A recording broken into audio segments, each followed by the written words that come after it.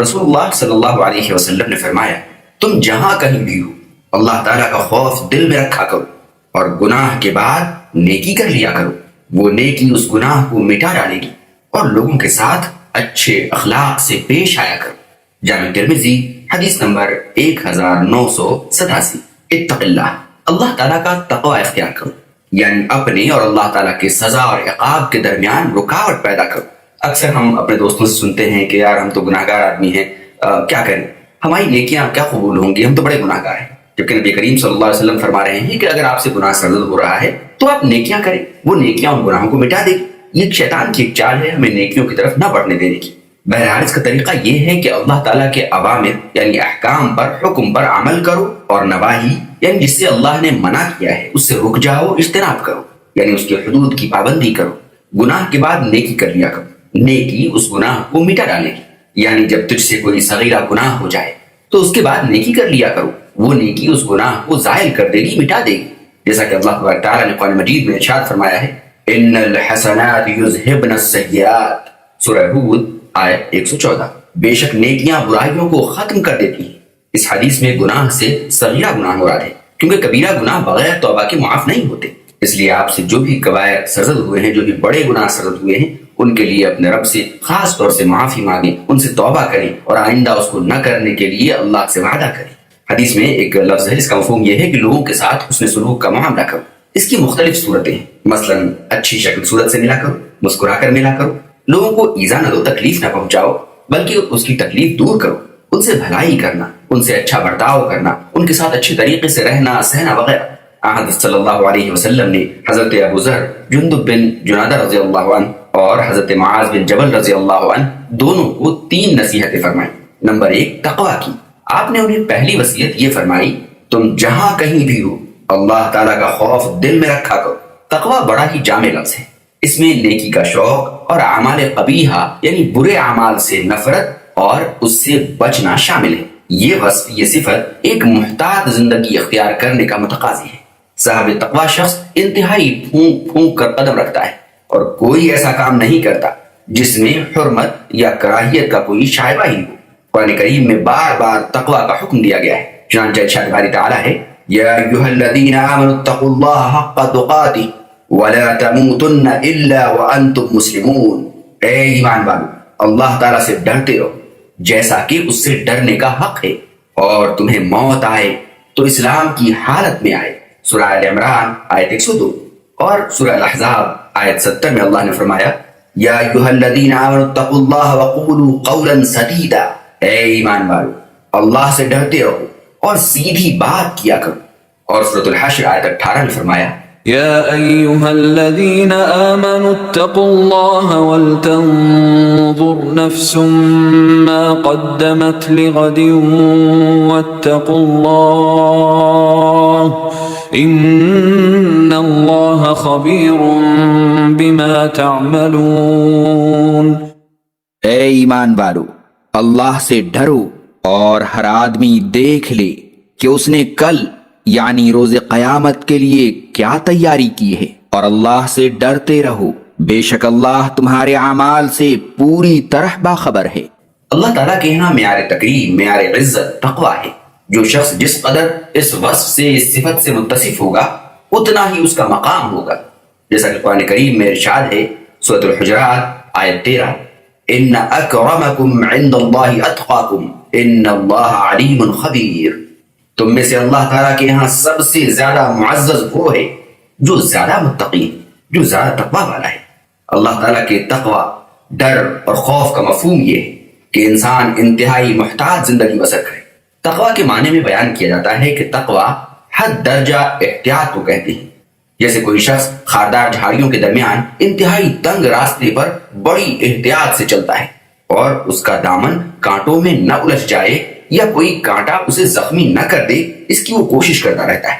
جو شخص اللہ تعالیٰ کا خوف اپنے دل میں بٹھا لے، اللہ تعالیٰ اسے حکمت و دانائی سے نوازتا ہے، جیسا کہ معروف مقولہ ہے جس کا مفہوم یہ ہے اللہ تعالیٰ کا خوف حکمت و دانائی کی اساس ہے۔ تقوی کے اسی اہمیت اور فضیلت کے پیش نظر حضرت صلی اللہ علیہ وسلم یہ دعا فرمایا کرتے تھے، جیسا کہ صحیح مسلم حدیث نمبر 2721 میں ہے اللہم انی اسألک الہدى والتقى والعفا والغنى. یا اللہ میں تجھ سے ہدایت، تقوی، پاک دامنی اور توانگری کا سوال کرتا ہوں. اسی لیے ہر امت کو تقوی کی تلقین فرمائی گئی ہے، جیسا کہ سورہ نساء میں ہے وَلَقَدْ وَصَّيْنَا الَّذِينَ أُوتُوا الْكِتَابَ مِنْ قَبْلِكُمْ وَإِيَّاكُمْ أَنِ اتَّقُوا اللَّهَ. جنہیں تم سے پہلے کتاب دی گئی انہیں اور تمہیں ہم نے تقوی کی تلقین کی ہے. توبہ. ان دونوں ساتھیوں کو آپ صلی اللہ علیہ وسلم نے دوسری وصیت یہ فرمائی، گناہوں کے بعد نیکی کر لیا کرو، وہ نیکی اس گناہ کو مٹا ڈالے گی. واقعی نیکیاں گناہوں کو ختم اور مٹا دیتی ہیں، جیسا کہ اللہ تعالیٰ کا ارشاد ہے سورہ ہود آیت 114، ان الحسنات یذہبن السیئات. بے شک نیکیاں گناہوں کو مٹا دیتی ہیں. انسان خطا کا پتلا ہے، اس سے غلطیوں کا سرزد ہو جانا ایک عام سی بات ہے، لیکن چاہیے کہ انسان غلطی پر ہمیشہ نہ بڑھتے دوام اور ثبات کے بجائے فوراً اللہ تعالیٰ کی طرف رجوع کرے اور توبہ استغفار کرے. اللہ تعالیٰ اس کی غلطیاں معاف کر دے گا، جیسا کہ اللہ تبارک تعالیٰ نے قرآن مجید میں فرمایا سورہ نساء آیت 110، وَمَن يَعْمَلْ سُوءًا أَوْ يَظْلِمْ نَفْسَهُ ثُمَّ يَسْتَغْفِرِ اللَّهَ يَجِدِ اللَّهَ غَفُورًا رَحِيمًا. اور جو شخص کوئی گناہ کرے گا یا اپنے آپ پر ظلم کرے گا پھر اللہ سے مغفرت طلب کرے گا تو اللہ کو بڑا مغفرت کرنے والا اور نہایت رحم کرنے والا پائے گا. جس آدمی سے غلطی ہو جائے یا اپنے آپ پر ظلم کر بیٹھے، پھر اگر وہ اس کے بعد اللہ تعالیٰ سے معافی کی درخواست کرے تو اللہ تعالیٰ کو بخشنے والا مہربان پائے گا. یہ بھی اللہ تعالیٰ کا انسان پر فضل اور رحم ہے کہ انسان اگر غلطی کرے تو اس کے نامہ اعمال میں صرف ایک گناہ لکھا جاتا ہے، اور جب انسان کوئی نیکی کا کام کرے تو اسے کم از کم 10 گنا اجر ملتا ہے. اسی لیے کسی کا قول ہے جس کا مفہوم یہ ہے، جس کی اکائیاں دہائیوں سے بڑھ جائیں اس کے لیے تباہی و ہلاکت ہے. اسی لیے نبی کریم صلی اللہ علیہ وسلم نے وصیت فرمائی کہ اگر کسی وقت گناہ سرزد ہو بھی جائے تو اس کے بعد نیکی کر لیا کرو، اس نیکی کی وجہ سے برائی مٹ جائے گی. اگر انسان ہر گناہ کے بعد صرف ایک نیکی ہی کرے تو بھی نیکیاں گناہ سے زیادہ ہو جائیں گی. حضرت صلی اللہ علیہ وسلم نے فرمایا، سنن ابن ماجہ حدیث نمبر 4251 میں ہے، ہر انسان خطا کا پتلا ہے اور بہترین خطا کار وہ ہے جو توبہ کر لے. تو کیا آپ بہترین خطا کار ہیں؟ تو آئیے نا آج ہی توبہ کرتے ہیں اپنے رب کے حضور اپنے ان گناہوں سے جو ہم سے غلطی سے یا جان بوجھ کے ہوئے. جو شخص بھی صرف دل سے توبہ کر لے اور اللہ تعالیٰ کے سامنے ندامت و شرمساری کا اظہار کرے تو اللہ تعالیٰ اس کی غلطی معاف کر دیتا ہے اور وہ یوں پاک ہو جاتا ہے گویا اس نے گناہ کیا ہی نہیں. انسانوں سے گناہ کا سرزد ہو جانا فطری امر ہے، البتہ گناہوں پر اصرار اور دوام غلطی ہے. انسان سے گناہ ہو جائے تو توبہ کرنی چاہیے، اللہ تعالیٰ معاف کر دے گا. اسی لیے متقیوں کی صفات بیان کرتے ہوئے کہا گیا آل عمران آیت 135، وَلَمْ يُصِرُّوا عَلَى مَا فَعَلُوا، وہ اپنے گناہوں پر اصرار نہیں کرتے. اللہ یہ تو نہیں چاہتا کہ آپ سے بالکل گناہ سرزد نہ ہو، کیونکہ آپ انسان ہیں، آپ غلطیاں کریں گے. اسی لیے ایک حدیث میں نبی کریم صلی اللہ علیہ وسلم نے فرمایا، اگر تم گناہ نہ کرو تو اللہ تعالیٰ تمہیں ختم کر کے تمہاری جگہ ایسے لوگوں کو لے آئے گا جو گناہ کے بعد اللہ تعالیٰ سے استغفار کریں گے اور اللہ تعالیٰ انہیں معاف کر دے گا. صحیح مسلم حدیث نمبر 2749. انسان جب صدق دل سے توبہ کرے تو اللہ تعالیٰ اس بندے پر از حد خوش ہوتا ہے. حضرت صلی اللہ علیہ وسلم نے یہ بات ایک واضح مثال دے کر بیان فرمائی. تمہارا کیا خیال ہے، کوئی شخص ویران اور بے آب و گیا جنگل میں سفر کر رہا ہو جہاں کھانے پینے کی کوئی چیز نہ ہو اور اس کا زاد راہ اونٹنی پر ہو. اس جنگل میں دوپہر کے وقت آرام کے وقفے میں جب یہ سو رہا ہو اس کی اونٹنی گم ہو جائے، وہ اونٹنی کو تلاش کرنے کی مکمل سعی کرے، اسے اونٹنی نہ مل سکے، وہ نا امید ہو کر اپنی جگہ واپس آ کر بیٹھ جائے اور اچانک اس کی اونٹنی خود بخود واپس آ جائے. کیا تم اس کی خوشی کا اندازہ کر سکتے ہو؟ جس قدر خوشی اس نا امید شخص کو اونٹنی کو حاصل کر لینے اور اپنے بچ جانے پر ہوتی ہے، انسان کے توبہ کرنے سے اللہ تعالیٰ اس سے بھی زیادہ خوش ہوتا ہے. صحیح مسلم حدیث نمبر 2744. آپ اس ڈر سے توبہ نہیں کرتے، اس ڈر سے نیکیاں نہیں کرتے کہ اللہ قبول کرے گا یا نہیں کرے گا، اللہ معاف کرے گا یا نہیں کرے گا۔ ارے اللہ کے بندے، اللہ تو خوش ہوتا ہے آپ کی توبہ سے، تو آئیے نا، جن گناہوں سے ہم نے ناراض کر دیا ہے توبہ کر کے اسے خوش کر لیتے ہیں۔ توبہ کی قبولیت کے شرائط: جب انسان اللہ تعالیٰ کے سامنے گناہ کا اعتراف کر کے توبہ کرے تو اللہ کریم توبہ قبول فرما لیتا ہے۔ قرآن مجید میں ہے سورہ شورى آیت 25، وهو الذي يقبل التوبة عن عباده ويعفو عن السيئات ويعلم ما تفعلون، اور وہی ہے جو اپنے بندوں کی توبہ قبول کرتا ہے اور ان کے گناہوں کو معاف کرتا ہے اور تمہارے اعمال کو جانتا ہے۔ علامہ نووی رحمہ اللہ شرح صحیح مسلم میں رقم تراز ہے کہ توبہ کا معنی رجوع اور واپسی ہے، لہٰذا توبہ سے مراد گناہوں سے رجوع ہے۔ اس کی 3 شرطیں ہیں: نمبر 1 گناہ کو ترک کرنا، نمبر 2 اس پر ندامت کا اظہار کرنا، نمبر 3 آئندہ گناہ نہ کرنے کا عزم کرنا، اور اگر معصیت کا تعلق انسانوں کے ساتھ ہو تو چوتھی شرط یہ بھی ہے کہ صاحب حق کو راضی کر لیا جائے، یعنی جس کے ساتھ کوئی برا معاملہ کیا ہے اس سے معافی مانگ لیا جائے، اس سے جو بھی معاملات تھے اس کو طے کر لیے جائیں۔ اگر اس کی صلاحیت نہیں ہے تو شخص جائے کہا جائے کہ بھائی جب مجھے ہوگا میں کوشش کروں گا، فی الحال آپ معاف کر دیں مجھے۔